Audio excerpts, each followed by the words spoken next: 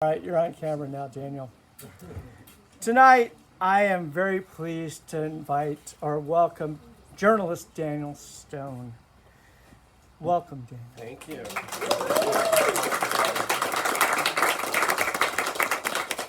Daniel's a former editor for National Geographic. He's a former White House correspondent for Newsweek. He's written for Time Magazine, The Washington Post, Vice, and Literary Hub, amongst the million of other publications he's written for. He's also professor of environmental science and policy at Johns Hopkins University. Gosh, you don't have much spare time, do you? When did you find time to write a book? Anyway, he's also written a book, which seems, here it is, The Food Explorer, if you're familiar with. None other than the great Susan Orlean called it a delicious piece of writing, while fellow author Alice Waters called it a delightful and beautiful read. Today we are pleased and proud to launch, no pun intended, Daniel's latest book, SINKABLE, Obsession, the Deep Sea and the Shipwreck of the Titanic. Kirkus Review said that SINKABLE is a captivating read for Titanic and maritime enthusiasts. But after reading the first few chapters of the book, it's much, much more than that. I started reading it, but I purposely stopped because I wanted to hear the rest in your voice, to be honest. It is a book that will elicit many, I didn't know that. It's going to inspire wonder throughout your read this book. It truly is a wonderful book. So again, welcome Daniel Stone. Thank you for coming. Thank you. Thank you, Michael. Thank you all for being here. This is really exciting. Writing a book is usually really solitary. You spend a couple years alone in an office, and eventually all your friends and family come to a bookstore for you to celebrate. So I super appreciate all of you. I see a lot of friendly faces. Many of you are probably thinking, wow, we finally get to know what Daniel actually does. This is it. And some new faces too, so thank you for coming. Three quick thank yous. First to Michael and Chaucer's for hosting this and existing and being this beacon of literary, independent, literature in our community.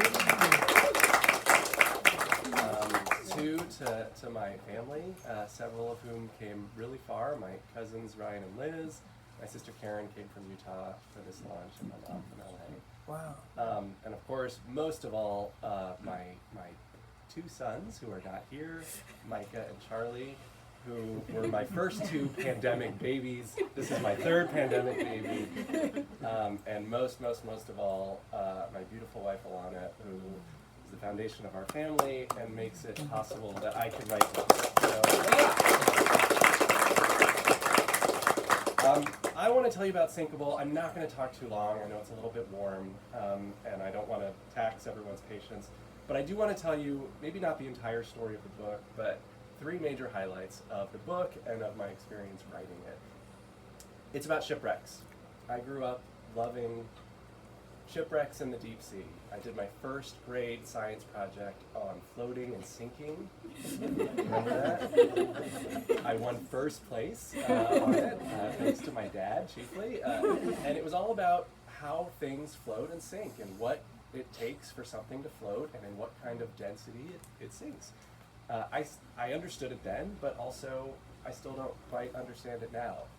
And the question of how a skyscraper-sized piece of steel can float while our son, who's 1 year old, requires swimming lessons not to sink, is still this kind of mathematical equation I don't get.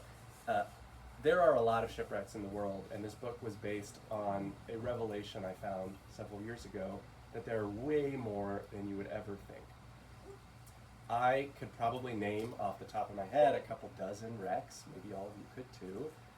You know, the big ones, the Titanic, the Lusitania, the Endurance.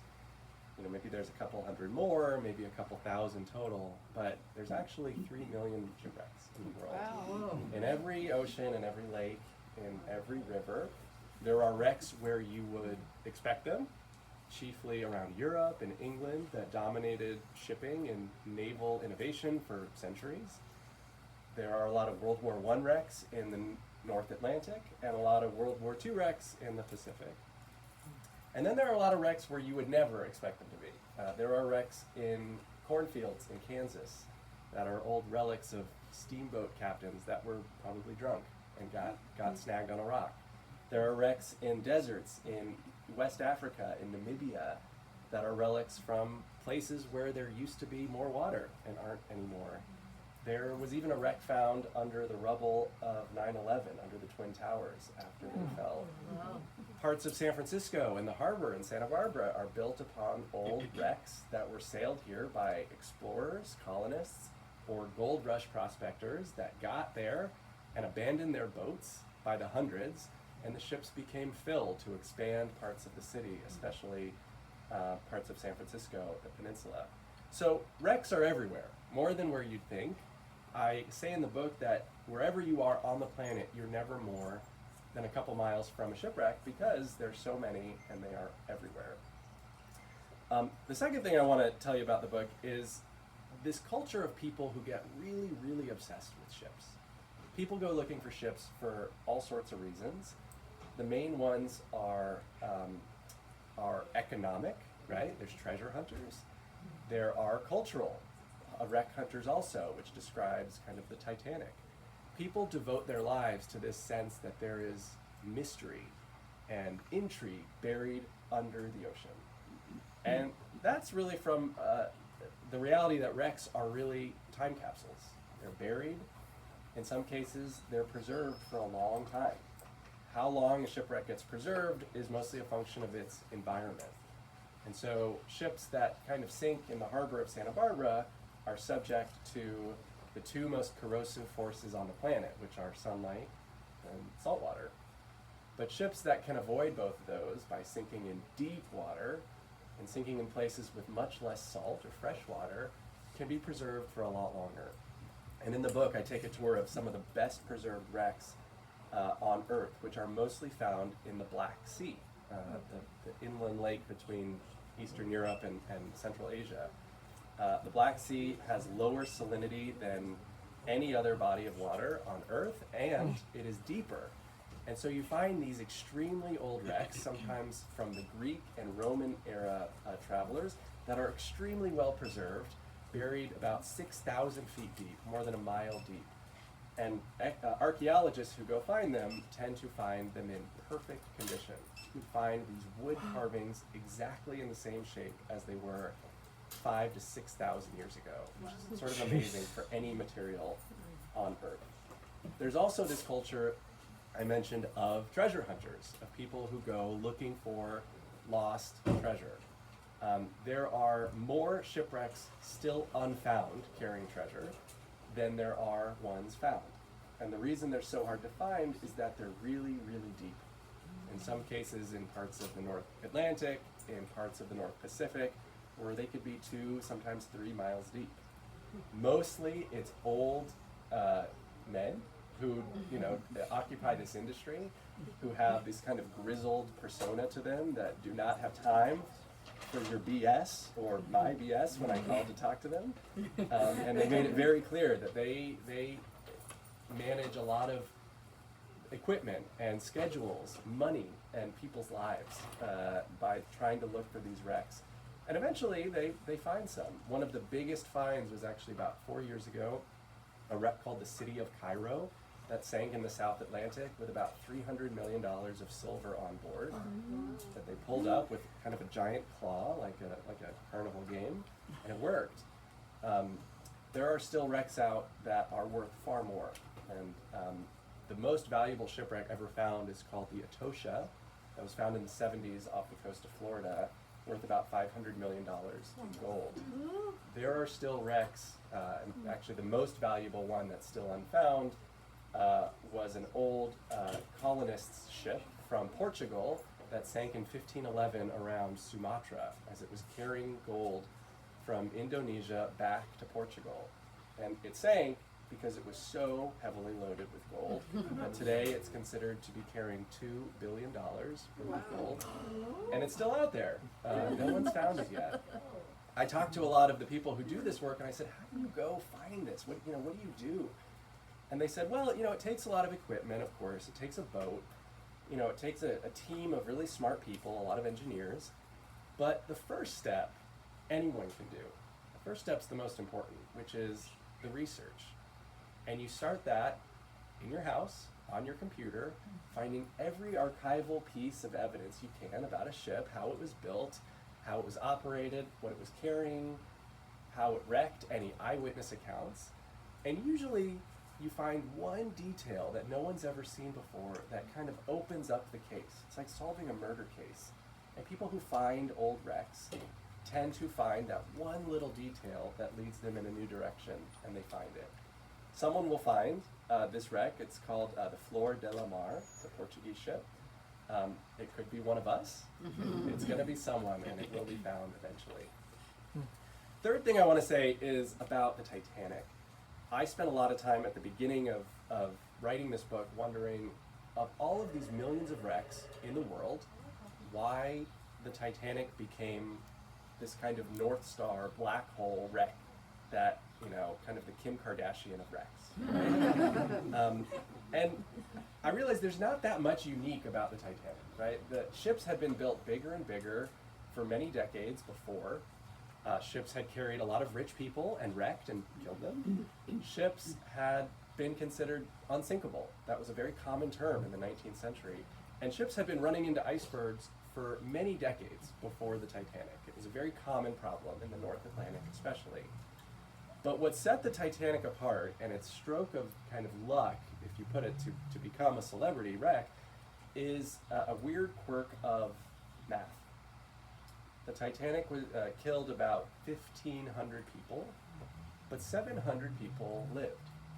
And those 700 people were mostly young women and children who ended up living another 50 or 60 years telling and retelling the story of this wreck.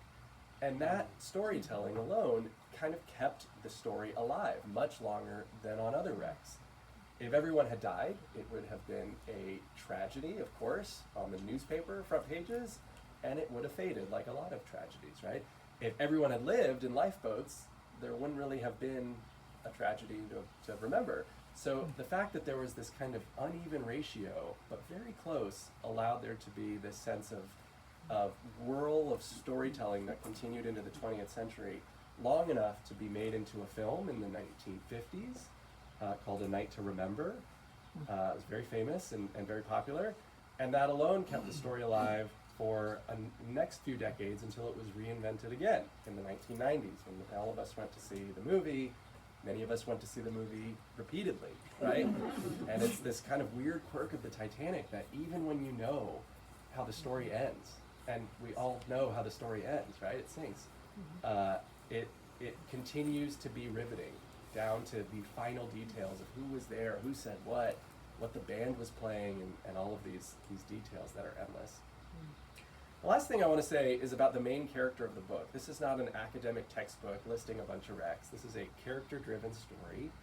I follow three main characters who all devoted their lives to finding and salvaging the Titanic throughout the 20th century. They all failed. They were not the ones who found it, and we all know Titanic is still underwater. The main character of the book is a guy named Doug Woolley. Doug Woolley was a fascinating character. I think the most fascinating character I've ever covered in all my years in journalism and writing books. Woolley, I read in a newspaper, claimed in the 1960s that he owned the Titanic shipwreck. Right? He claimed it, and the claim was picked up several times. And I wanted to find out, was it true? Did he really? How did he claim that he did? And I tried to find evidence of him. I assumed he had passed away long ago. And my wife and I, we were in our old apartment on Valerio Street about maybe 3 years ago, and I caught a lead that I found he was still alive. And I tracked him down to this little apartment above a gas station living in West London. I called him on the phone. It was a hilariously kind of broken conversation. He had no idea who I was, accent and everything. He could hardly hear me, but I got confirmation that he existed, and I made plans to go visit him. And that trip, Ed, you drove me to the airport for that trip to go meet Doug Woolley. It was a fascinating, and it was like a week before COVID started, so it was good timing. And I went to meet Doug Woolley. And he was such a fascinating character because not only did he claim excuse me, erroneously, that he owned the wreck in the 60s and 70s. He really, really believed it. He went through this elaborate legal process that basically amounted to saying, it's mine. He said he put ads in newspapers that anyone could see and challenge, and no one did. And after that, he basically just started saying, the Titanic is mine. And reporters believed him. They would line up at his door to kind of hear his story. More reporters read those articles, and he kind of leveraged the sense of publicity into this worldwide web of thousands of articles. And when I was with him, he showed me, I said, where's your proof? Where's your legal, court order? Where's your deed for anything?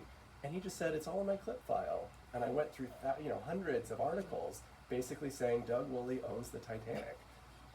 Now, was it a lie? Is a question that people have asked, and I deal with in the book. It wasn't, because he really believed that he did. And it became part of his identity throughout his entire life. He's 86 now. He's very excited the book is finally coming out. And this is the seminal goal of his life. He really believed that this was who he was, this was his destiny. At his highest moments in life, he claimed that he was going to be the one to save the Titanic. And at his lowest moments, when he ended up homeless at one point, his association with the Titanic saved him. And he kind of got back on his feet from his association with this ship. He, again, is a fascinating guy, kind of delusional in some ways, but also a real visionary in others. And I realized over the course of just thinking about him, of his sense of maybe failure, that you said you were going to raise the Titanic 50 years ago, and you never did it. But also his sense of his goal is never finished. He still believes he's going to do it, even now, and he believes this book is kind of the last step in this long domino chain that's finally going to get it started. I realized that Doug Woolley is a wackadoodle, right? Kind of a crazy guy, a colorful character, but he's also a kind of inspiring guy. How many of us set a goal early in life, from childhood, that you followed your entire life, and that everyone doubts you, and you get mocked and ridiculed a lot, but he just stuck with it, and he's still sticking with it, and he's never going to let go of it. The sense of someone like him, who has this grand vision that might materialize or might not, versus someone like Elon Musk or Bill Gates, who has these grand visions that might materialize or might not. It's a very thin line, and sometimes it doesn't exist at all. It's really a question of how much luck you have, and how many of the right people you know, and people willing to give you money to try kind of crazy experiments. Doug Woolley never had much of that, but he does have that sense of identity with this wreck. And it's really a lesson in inspiration and perseverance and tenacity that I learned a lot from, and for all of his weird quirks in Doug Woolley, I hope that my son, if he one day reads this book, that he gets that lesson too. So, thank you for listening to me. Thank you for having me. I'll take a few questions and then I'll sign some notes.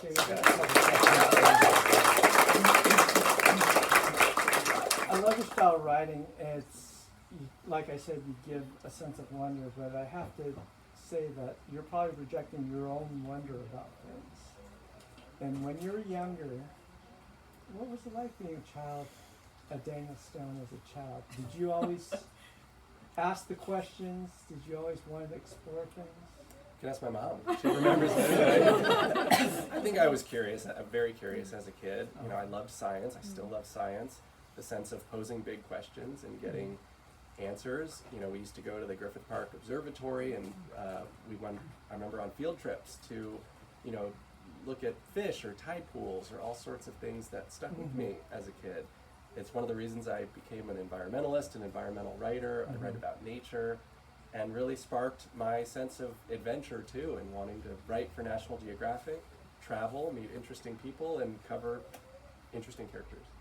How did you come to this thing? I always wanted to write for Newsweek when I was a kid. I loved Newsweek. When I was, I think, starting in third grade, I used to come home, I'd get off the school bus, I'd get Newsweek out of the mailbox on Tuesdays, and I'd sit on the curb and I'd read the cartoons first, and then I'd read the whole thing. And I did that for years, to the point where when I got to college, I worked for my student newspaper, and then basically talked my way into an internship for Newsweek. It took a long time, and it was pure luck. I got an internship in the DC Bureau of Newsweek. I was told years later, the reason I got the internship was that the intern coordinator, this older guy, had hired a lot of young blonde women before me, and people had started noticing, and so he needed like a brown-haired guy to break up the trend. And that was my big break, according to him. So you were the token. I was the token, yeah. Newsweek, you were a White House correspondent, and I just have to ask you out of personal curiosity, what was that experience like for you? That was a great time to be a reporter in Washington. It was super fun. I got to cover the first term of the Obama administration, which was great. Travel with the president, follow along with the press briefings and Oval Office meetings. It was great. One weird kind of quirk about covering the White House now that most people don't quite realize is that Obama's team was really disciplined. They were really good at managing the press, and so there wasn't much to get on a daily basis because they were so tight-lipped. Covering Trump was a much different experience for a lot of my friends because there were so many leaks. There were people leaking every day out of every crevice. So to be a reporter, the Trump administration was really the best time to be reporting on the White House. That's like the gold rush of White House reporting. Yeah, I missed it. So you went from writing short to long with the Food Project and now this book. And how were you able to transition from writing shorter stories to writing something that pretty much consumed your life? It's hard. I'm still figuring it out. I still write news stories periodically, and to write a long-term story, you kind of have to be a little bit obsessed with the subject. You have to love it because you're kind of married to it for a couple of years. Stories this length require characters and structure and a sense of detail that, you know, not just requires time, but real depth. So I spent a lot more time than I used to in archives and in old newspapers and old books, in podcasts and history, buffs. I listened to a lot of them, trying to find these long stories that not only stretch over the arc, but can fill in between.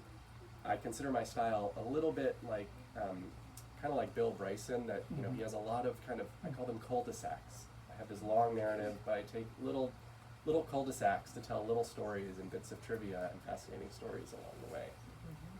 What was the weaving thread that just kept you going? Was it just being inspired by people like Woolley, or what kept you going to? Woolley. Woolley is the main thread of the book. He's I start the book with him, I end the book with him. I keep visiting him every so often, and he's the narrative arc of the book. There's a lot else in the book, but knowing that he had this really rich story that no one had told before, and also knowing how desperate he was for someone to tell this story. And I didn't tell it in like an extremely favorable way, right? This is a work of journalism, so I don't think there are parts that he's going to love, like when I call out that maybe he's a little delusional, that he never really owned it to begin with. But he's very eager for this book to get his story down for history, to have it written. He hasn't read it yet. I sent him a galley maybe like 3 months ago, and he was overjoyed, and that's the last I heard. So, yeah. So what's next for you after this? I am working on my next book. It's an environmental story about a kind of an Erin Brockovich character in the 1920s, and the dispute over leaded gasoline. This one woman pioneer activist who fights against General Motors at the dawn of American cars. It's called The Doctor and the Devil, and I will see you all here in like 4 years.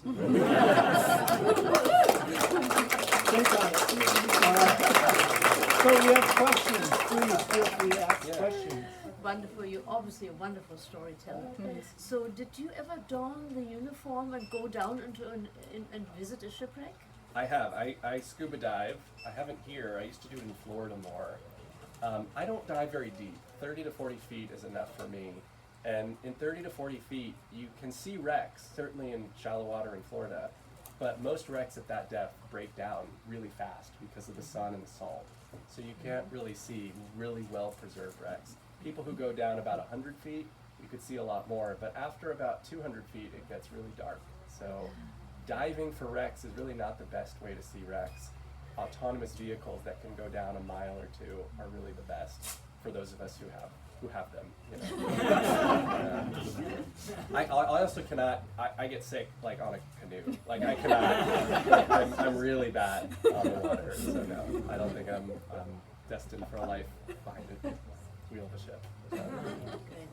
Questions?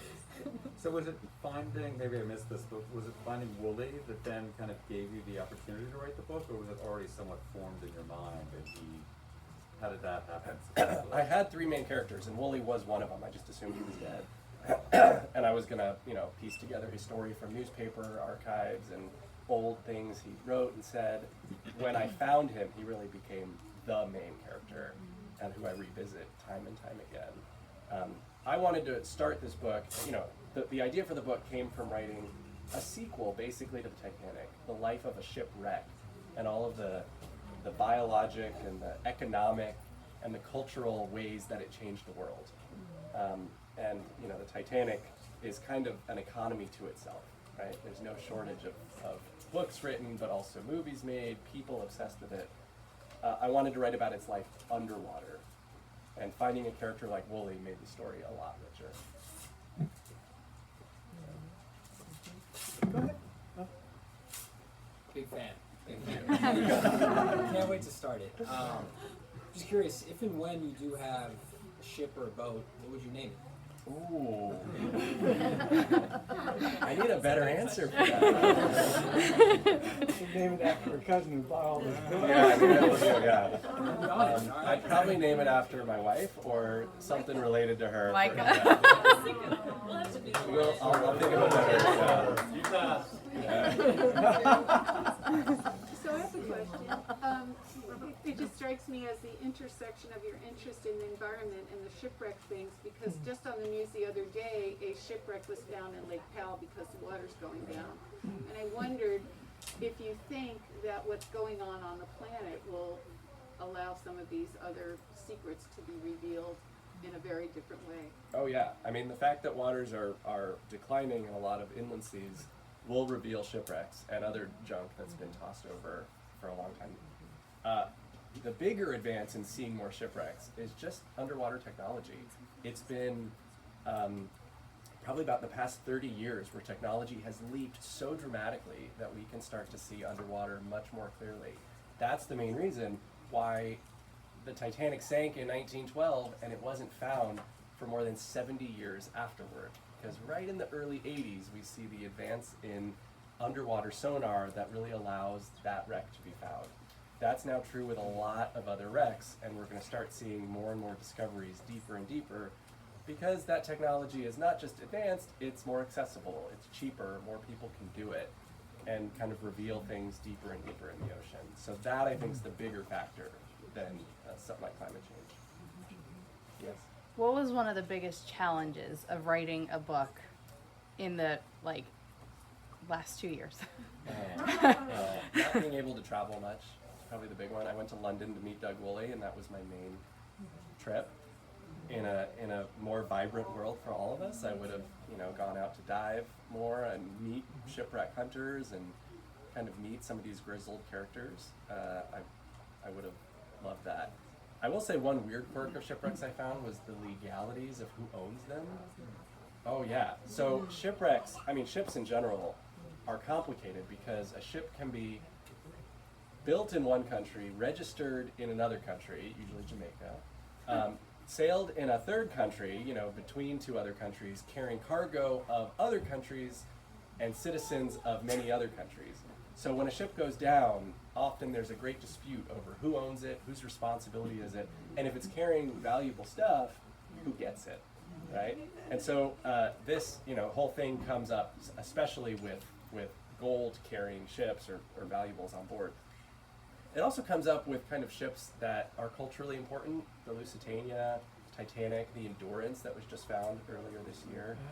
I actually had this weird idea while writing the book that I was going to try, like Doug Woolley, to own a shipwreck. Basically, just kind of claim one for myself and own it, and be able to like go to cocktail parties and be like, that wreck, it's my wreck, you know? It means nothing, but it means everything too, right? So I talked to a lot of lawyers for this book. I did not quote all of them and make the book too heavy, but I told them this idea, and I said, how can I do this? And they all uniformly said to me, they said, when you own a wreck, you are immediately responsible for everything bad the wreck does, whether it spews, you know, oil or fuel, it gets in the way of someone, a diver snags his equipment and drowns, you are responsible. So, you know, don't do it. And I still think it would be cool, but when I told Alana, she agreed it was a pretty bad idea. Yeah, Sam?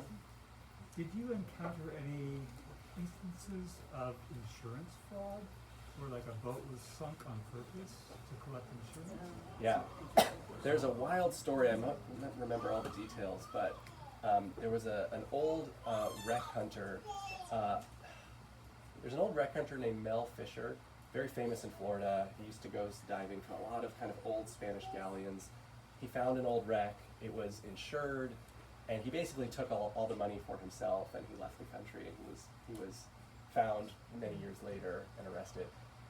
There's also a story that happened, I believe, with a Portuguese ship that was sunk intentionally for the insurance money, and later, when a shipwreck hunter found it, they found all sorts of kind of explosives on board that were signs that it had been done intentionally.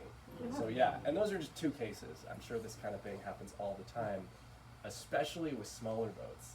You can imagine those boats down by the harbor, you know, people buy them, they sail them for 20, 30 years, they start to get old and rusted, and what do you do with an old ship, right? An old boat, an old pontoon. Usually you sell it, you keep selling it until it gets broken apart for scraps, but people who want the insurance money have been known so commonly to take them out into the channel and sink them that the California Coastal Commission started a program about 20 years ago, basically a free surrender. It's like dropping a baby out of a fire station, that you can surrender your boat for free with no claim. Of course, if you get caught sinking your own ship in the channel, you know, you're liable for all the penalties. Yeah. Amazing. One more question. Yes. Does anybody have a last question here? Yeah. All the ships that you saw that sunk, all the sightings, 90% of them were weather, you think, or Yeah. is weather the big? It has to be the biggest. More than 90% are human error, which is often caused by weather. Got it. Right? It's a ship that's not really built in the best way or designed to sail in very rough waters.